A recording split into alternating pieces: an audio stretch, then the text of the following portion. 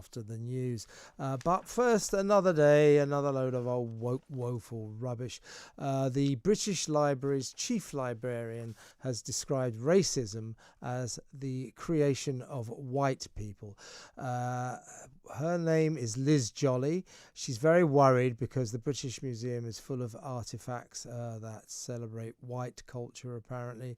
And she has addressed the Decolonising Working Group, which is part of the library's BAME network, about concerns that a number of the artefacts currently on display, including a portrait of the puppet Mr. Punch, they're associated with colonial violence. Hundreds of employees have signed a letter to executives declaring the situation as a racial state of emergency. Anyway, she said in terms of getting rid of these offensive artifacts, including Mr. Punch, Ms. Jolly says, I think, as I've said before, that we need to make sure some white colleagues are involved because racism is a creation of white people. Is it? So what is she saying? That it's impossible to be racist unless you're white? That, I think, is rubbish. I'm guessing that my next guest might agree with me, conservative commentator Emma Webb. Hello, Emma. Hi. Is racism the creation of white people? Oh, goodness. Well, with the combination of Sadiq Khan's Commission for Diversity in the Public Realm and now this decolonising work group, it all sounds very Soviet, doesn't it? I think that this focus on, as you say, white people being the originator of all of the evils and sins in the world is a terrible, divisive narrative, but it seems to have completely gripped all of our institutions. And as I think as Brendan O'Neill described this as an orgy of self-loathing. Yes.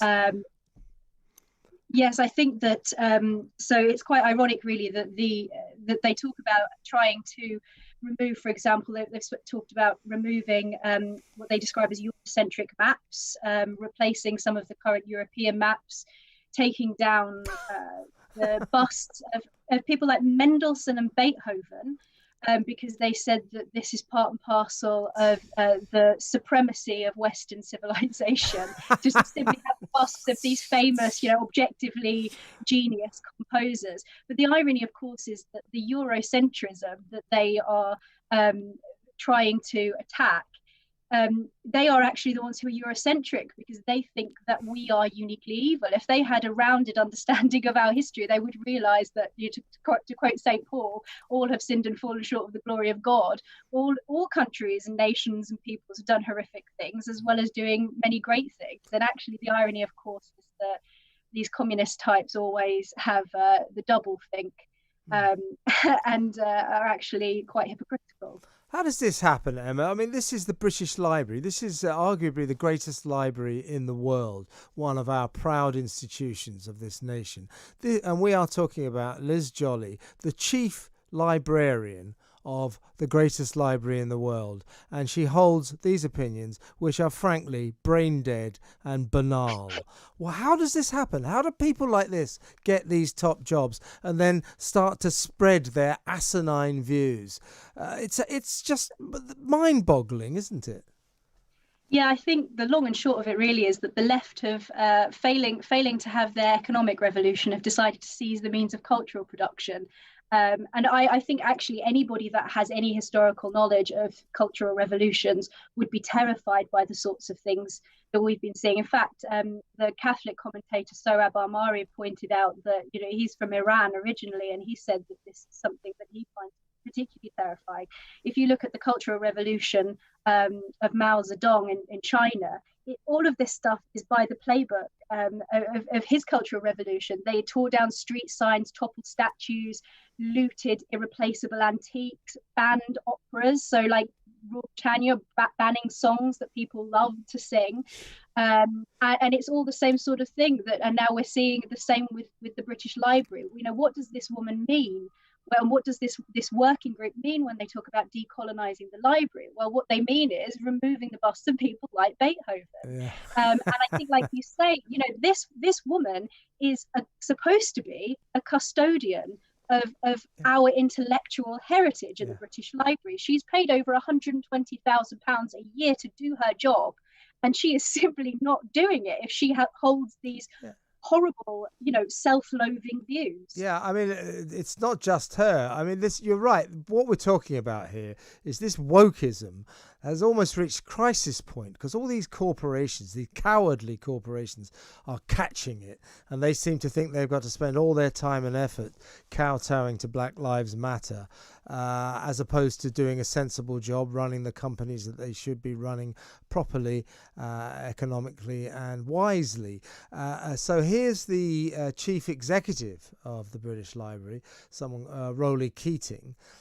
He's told of an urgent need for generational shift that would make the institution, and I quote, truly representative of its staff, collections and the users it serves. He said, the killing of George Floyd and the Black Lives Matter movement are the biggest challenge to the complacency of organisations, institutions and their ways of doing things that we're likely to see in our lifetimes.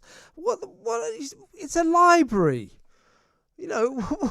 What's he want to do? Throw out half the books or something because they don't fit in with the new sort of political orthodoxy? I mean, it's a library. What's he on about? It is the British Library as well. It's supposed to be a copyright library. So you have to ask yourself, what are they supposed to do? Have every book that's ever been published in the world? That's an impossible task. And if that's an impossible task, then the only thing you can do to balance things out surely is to start getting rid of things. And it is, after all, the British Library. You would expect it to be British centric, and there's nothing wrong with that. And it seems to be, I think that this is really, it's almost like religious mania, that these people, and as you say, corporations, Ben and Jerry's, BBC over the proms, they're in almost an intellectual, ideological arms race to outwoke each other, so that they can, it makes you wonder, what the hell are they trying to cover up if they think that they're so awful that they need to almost cover their backs with this, it's been described as woke. I think what is at the heart of it is all these white middle class people who probably went to public school and Oxford or Cambridge. They're so terrified of getting on the wrong side of all the movements that they think are important and progressive, like Black Lives Matter, that they go through hoops to display their right-on credentials. So I've just noticed that also going for a Burton at the British Library are busts of Sir Robert Cotton, Sir Joseph Banks, the Right Honourable Thomas Grenville, and this guy, talk about two-time loser, Sir Hans Sloane, who of course founded the British Museum. His bust has been removed from the British Museum because 300 years ago he didn't realise that in the 21st century we wouldn't approve of his connections to the slave trade. He should have known that, shouldn't he? And now he's being removed from the British Library as well. So it's a bad week for Sir Hans. But it's ridiculous, isn't it, that we should condemn these people who 300 years ago did something that by our modern standards we disapprove. That again, it's banal, isn't it? Condemning people in history for being children of their time and not realising that in 300 years' time we wouldn't approve of their careers. I think it is frankly stupid, especially with the fact that they're distracting themselves from things like the human trafficking that's taking place across the channel. I don't think the history is going to look too well on them either.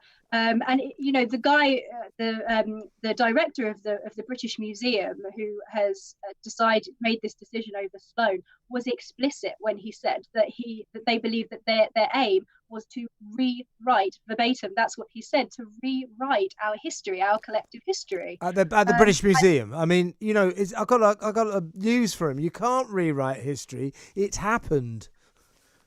I think actually the British people are obviously very upset about everything that's going on, but this really is a widespread purge of our heritage and the sorts of things that these people are entrusted with to protect.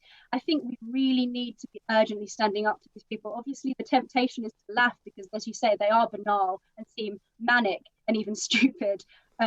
But the reality is that this is a very dangerous thing, that they are trying to edit our history in this way. And once it's done, it can't be undone. You can't unscramble that egg.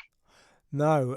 So what can we do, Emma? How can we make a stand? Because you're quite right. I talk to people like yourselves, lots and lots of, shall I say, common sense commentators who talk quite rightly of the fact we can all sense that across the country there are millions of people stirring the still small voice of calm, saying, we've had enough of this woke nonsense. We don't understand it. We don't appreciate it. We think it's ruinous to our culture. We don't want it. But what can we do to stop it? Because nothing ever seems to cease this relentless march of woke nonsense.